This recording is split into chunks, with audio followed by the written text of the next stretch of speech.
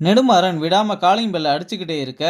கதவை திறந்ததும் உள்ள வந்து எல்லாமே அலங்கோலமா இருக்கத பார்த்துட்டு, என்ன எலவுடா இதுன்னு கேட்டா, சார் ரூம் சர்வீஸ்ல இருந்து கால் வந்துச்சு. நாங்களும் வந்து பார்த்தா இவர் மட்டையாகி ரூம் ஃபுல்லா வாந்தி எடுத்து வச்சிருக்காருன்னு சொல்ல,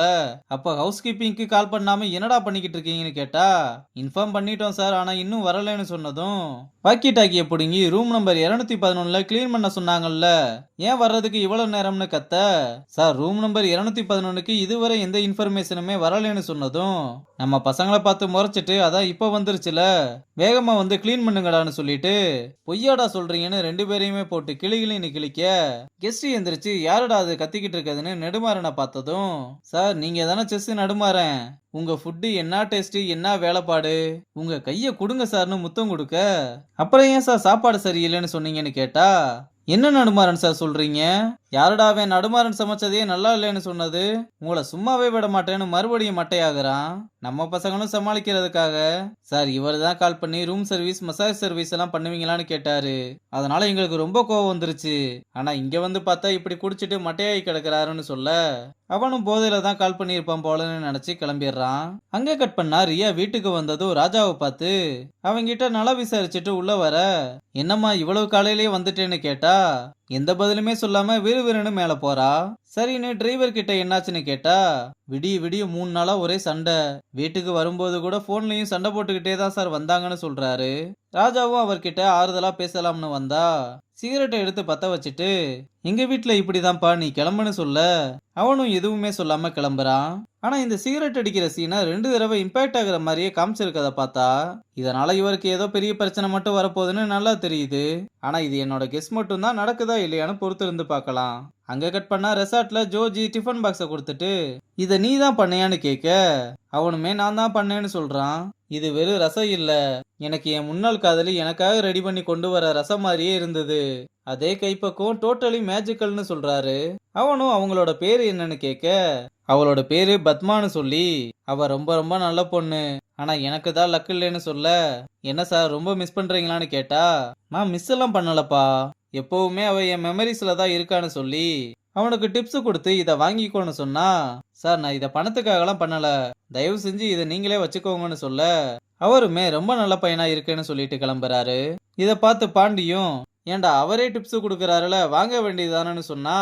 பையன் வேற எதையோ பிளான் பண்ணிக்கிட்டு இருக்கான் போல சிரிச்சுக்கிட்டே போறான். இங்க ஐசு கெஸ்ட பார்த்ததும், இவன் தாண்டி நேத்து சாப்பாடு சரியில்லைன்னு கம்ப்ளைண்ட் பண்ணதுன்னு சொல்ல,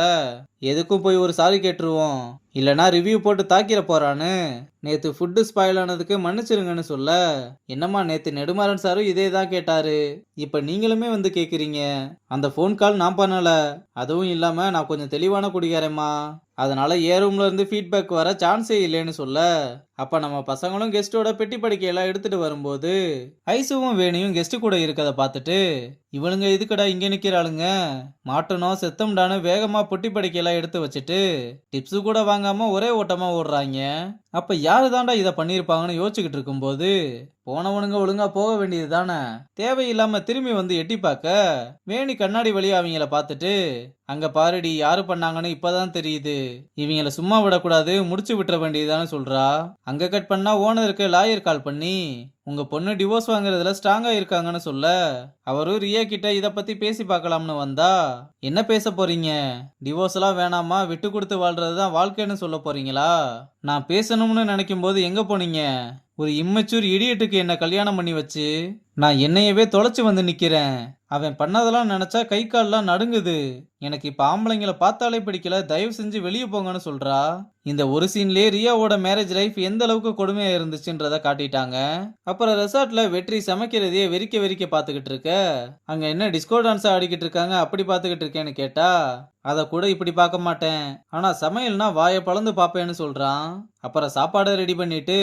ஆர்டர் பண்ண டிஷ்ஷை மாத்திட்டு வேற ஏதோ டிஷ்ஷை கொடுத்து அனுப்ப, அவனும் அதை எடுத்துட்டு வந்து ஃபுட்டை பத்தி நல்லா பில்டப் கொடுத்து பேசிட்டு ஓபன் பண்ணா, உள்ள முட்டையும் மீனுமா இருக்கத பார்த்துட்டு எல்லாருமே என்ன இலவுடா இதுன்னு வெற்றியை விரட்டி விரட்டி அடிக்கிறத பார்த்து வேணியும் ஐசுவும் சந்தோஷப்படுறாங்க. அப்புறம் நைட்டு வேலை பார்க்கும்போது வெற்றி சோகமா இருக்க, அக்கா இப்ப எதுக்குடா மூஞ்ச தொங்க போட்டுக்கிட்டு இருக்கேன்னு கேட்டா, அவனோட எதிரிங்க இன்னைக்கு அவனை பக்காவா ஸ்கெட்ச் போட்டு செஞ்சு விட்டாளுங்க. அது மட்டும் இல்லாம மாஸ்டருக்கு இந்த வார சம்பளமும் கட் ஆயிருச்சுன்னு சொல்ல, வெற்றியும் ஏதாவது அட்வான்ஸ் கிடைக்குமான்னு கேட்டா, காசை தவிர என்ன வேணாலும் கேளுன்னு சொல்லிக்கிட்டு இருக்க, அக்காவோட பொண்ணு வந்து எங்க காலேஜ்ல ஐவி கூட்டு போறாங்க, அதுக்கு துட்டு வேணும்னு கேட்க, ஏண்டி இங்க இருக்கவங்களுக்கே காசு கொடுக்காம எப்படி ஏமாத்தலாம்னு யோசிச்சுக்கிட்டு இருக்கேன். இதுல நீ வேறயானு வேற வழி இல்லாம, சரி எவ்வளவு வேணும்னு கேட்டா 3000ன்னு சொன்னதும், அடியே இவங்களுக்கு ஒரு மாச சம்பளமே 4000 தாண்டி கொடுக்குறேன், அதுலயே இவனுங்க அட்வான்ஸ் கொடுன்னு கேட்டுக்கிட்டு இருக்காங்க. சரி இப்ப என்கிட்ட இவ்வளவுதான் பணம் இருக்குன்னு இருக்கதை எடுத்து கொடுத்து, டேய் உனக்கு பணம் கொடுக்கலன்னு தப்பா நினைச்சுக்காதன்னு சொல்ல, தப்பாலாம் ஒண்ணு நினைக்கலன்னு சலிப்பா சொன்னதும், தப்பா தான் நினைச்சு பாருன்னு, நீதான் அந்த பரோட்டா மாஸ்டரா, அம்மா நீ நல்லா சமைப்பேன்னு சொன்னாங்கன்னு சொல்லிக்கிட்டு இருந்தா, அவன் பணத்தையே வச்சக்கண்ணு வாங்காம இருக்கதை பார்த்துட்டு பணம் வேணுமான்னு கேட்க உடனே ஆமான்னு சொன்னதும், அதெல்லாம் கிடைக்காது ஒழுங்கா வேலையை பாருன்னு சொல்லிட்டு கிளம்புறா. அப்புறம் தண்ணி காலி ஆயிடுச்சுன்னு வாட்டர் கேன் எடுத்துட்டு வரும்போது ஐசு வண்டியில போறத பார்த்ததும், இந்நேரத்துல எங்க போறான்னு பின்னாடியே ஃபாலோ பண்ணிக்கிட்டு வர, அவ ஏதோ பார்ட்டி நடக்கிற இடத்துக்குள்ள போனதும் நம்ம பையலும் மூளையை யூஸ் பண்ணி தண்ணி கேன் போட வந்தேன் சார்னு உள்ள வந்து பார்த்தா, ஐசு மாஸ்க போட்டு ஃபேஸ் தெரியாத மாதிரி சூப்பரா பாடிக்கிட்டு இருக்கா. இத பார்த்து வெற்றி மெர்சலாகி போய் நிக்கிறதோட இந்த எபிசோட முடிச்சிருக்காங்க.